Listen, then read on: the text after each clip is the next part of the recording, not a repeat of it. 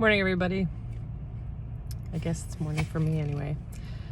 Had a rough night sleeping last night, so I think today will be a challenging day, but I guess I'm going to keep that in mind and try to do things that lower my stress level, just kind of keep moving and stay active. I did have a couple of great accomplishments yesterday. Small things, like all things, right? But I did 10 push-ups yesterday. I only had to take one break, so I am well on my way to being able to do 10 push-ups without stopping by the end of January. That makes me feel great. I was so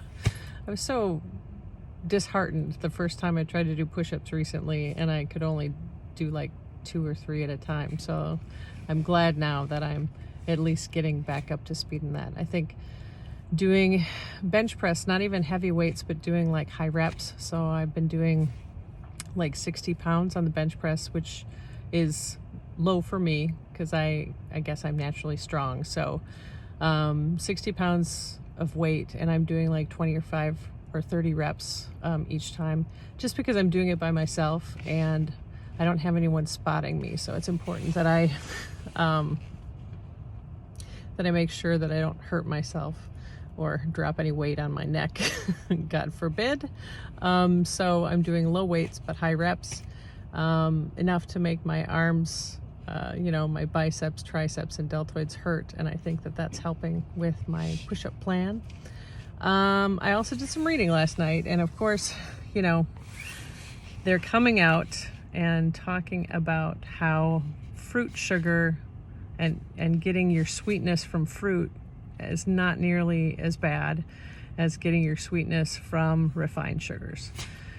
So the latest study, and of course, if you have Apple Plus News, like most people do, and you click on nutrition, you get 10 different articles every single day on, walking is great, walking doesn't do anything. Running is great, running is bad for you. Coffee's great, coffee's bad, So you have all those things, but the one that I thought was kind of interesting that I read last night indicated that like simple refined sugars, they break down into chemicals in your system that contribute to LDLs. And those are low density lipids, which are the things that cause strokes and heart attacks and stuff like that.